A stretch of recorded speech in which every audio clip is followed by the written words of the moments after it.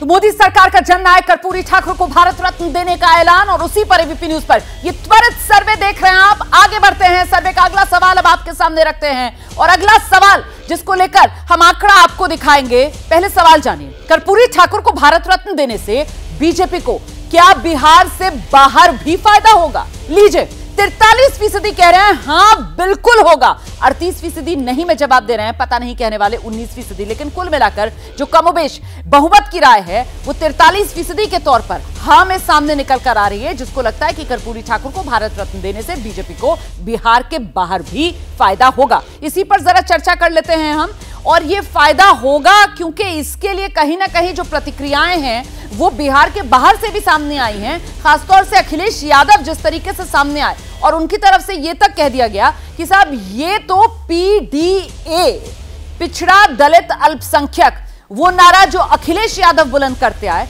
उसकी जीत बता रहे हैं अभय जी। जी देखिए, मेरा मानना है कि कर्पूरी जी को भारत रत्न देने से भाजपा को ज्यादा फायदा बिहार के बाहर ही होगा।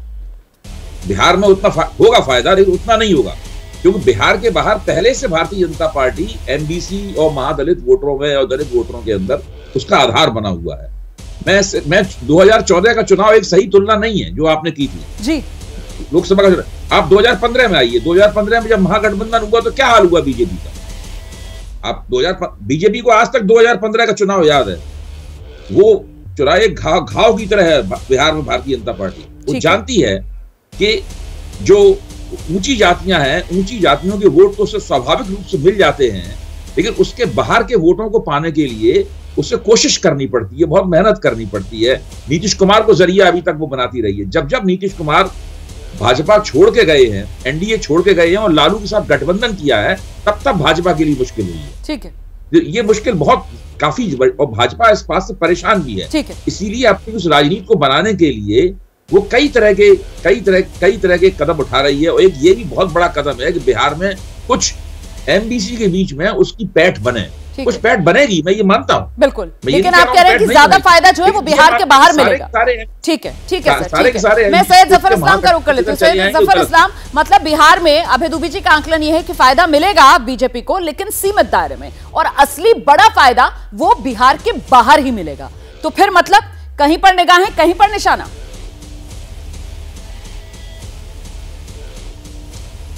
देखिए, मैंने कहा ना रोमाना जी कि हम राजनीति सिर्फ वोटों की राजनीति नहीं करते हैं, हम सम्मान की राजनीति करते हैं, आशीर्वाद की राजनीति करते हैं, लोगों की चिंता करने की राजनीति करते हैं, लोगों को उत्थान करने की राजनीति करते हैं, हम लोगों की सेवा करने की राजनीति करते हैं। सर, लेकिन टाइमिंग पर तो सवाल उठेगा ना कि जिस बार जातिगत जनगणना के आंकड़े सामने आ जाते हैं बिहार में, जब लालू और नीतीश साथ हैं, उसी साल याद आता है भारत रत्न देना कर्पूरी ठाकुर को, उसी साल कर्पूरी ठाकुर के लिए सारा सम्मान उमड़ता है।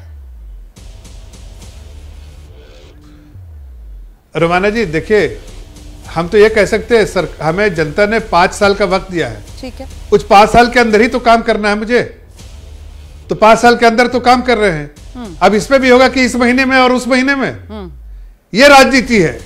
5 साल के इसमें हमने जो जो काम करना है वो काम का जनता पूछेगी, जनता का आशीर्वाद हमें मिलेगा, जनता की सेवा कर रहे हैं, जनता का सम्मान कर रहे हैं, जनता के लिए सम्मान कर रहे हैं। वो जनता के, बिहार की जनता और पूरे ओबीसी समाज की जनता के सम्मान का प्रतीक है।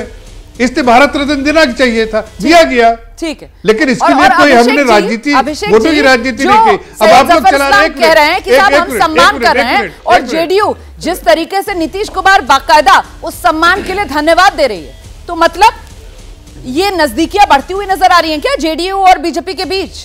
क्या इसके जरिए बीजेपी ने नीतीश कुमार के पलटी मारने का रास्ता आसान कर दिया है क्या? ये सवाल भी सियासी गलियारों में तैर रहे हैं सर। नहीं, ये हम लोग इस शब्दावली के हमेशा खिलाफ रहे हैं रोमाना जी। और दूसरा कि लोग अपने हिसाब से एंटिसिपेशन कर सकते हैं, लेकिन कुछ मुद्दे राजनीति के लिए नहीं होते। कर्पूरी ठाकुर जी की प्रशंसा या उनके विचारों की प्रशंसा अधिकांश पार्टियां करती हैं, और इस बात को कोई डिनाई नहीं कर सकता है कि सरकार के साथ रहकर या उनके खिलाफ भी रहकर हम लोगों ने इस मांग को पुरजोर तरीके से उठाया, हमारे नेता ने उचित प्लेटफॉर्म पर उठाया है। और जब हमारी मांग मान ली गई है तो ये लोकतंत्र की खूबसूरती होती है कि भले हम विपक्ष में हैं, लेकिन केंद्र की सरकार ने अगर इस तरह का स्वागत योग्य कदम उठाया है तो हमारे नेता ने आभार व्यक्त किया है, धन्यवाद किया है। तो मतलब अहंकारी नहीं है ना ये मोदी सरकार, नीतियों को लेकर के, विचारधारा को लेकर की सबसे ज्यादा शिकायत तो यही थी, अहंकारी हो गई है मोदी सरकार, मतलब अहंकार खत्म हो गया ना मोदी सरकार का, यही तो मैं कह रही हूँ। हमने एक डिमांड पुट फॉरवर्ड किया, बहुत देर लगी। कहा जाता है कि justice delayed is justice denied, बहुत विलंब हुआ, ये बात ठीक है, लेकिन उसके बावजूद अंततोगत्वा आज देश के जो पिछड़ा अति पिछड़ा समाज के लोग हैं वो गौरवान्वित महसूस कर रहे हैं और सबको हम बधाई देते हैं। तो लोग अपने हिसाब से कह सकते हैं कि ये चीजें इस दिशा में जा रही हैं, लेकिन मसला ये है कि हम एक पहलू पर बात कर रहे हैं रुमाना जी। अभी भी हमारा विरोध अन्य जो भी पहलू हैं, जो भी नीतियां हैं, जो भी विचारधारा है, उन पर चल रहा है, उस पर हम अच्छे तरीके से अपनी बातों को रखते हैं। लेकिन अगर एक बात केंद्र की सरकार ने मानकर कर्पूरी जी को भारत रत्न दिया है तो बधाई देने को लेकर राजनीतिक विश्लेषण लोग अपने हिसाब से कर रहे हैं। नहीं सर, क्योंकि बधाई का अंदाज ऐसा था ना आप लोगों का, बाकायदा नीतीश कुमार की तरफ से धन्यवाद दिया जा रहा है, वहीं दूसरी तरफ इस बात पर खुशी तो आरजेडी की तरफ से भी जताई गई, लेकिन लालू प्रसाद यादव तो इसको वो जो जातिगत जनगणना वाला मामला है कहीं ना कहीं उसको श्रेय दे रहे हैं। वो तो कह रहे हैं कि जातिगत जनगणना जो करवाई है बिहार सरकार ने उसकी वजह से केंद्र को जागना पड़ा। तो बहुत फर्क है सर, यहाँ पर वो फर्क साफ तौर पर नजर आ रहा है आप लोगों की प्रतिक्रिया में, आरजेडी की प्रतिक्रिया में। जैसे ही घड़ी का काटा दोपहर 2:30 पे आए, बबीता जी का दिल सास बहू साजिश के लिए मचल जाए। और ये है इनकी बहू, पूरे दिन ऑफिस की टेंशन हो जाए गॉन जब ये करें अपना फेवरेट शो फ्री टाइम पे ऑन। इनकी तरह आप भी देखें अपना फेवरेट शो अपने टाइम पर और डाउनलोड कीजिए एबीपी लाइव ऐप अपने स्मार्ट टीवी पर।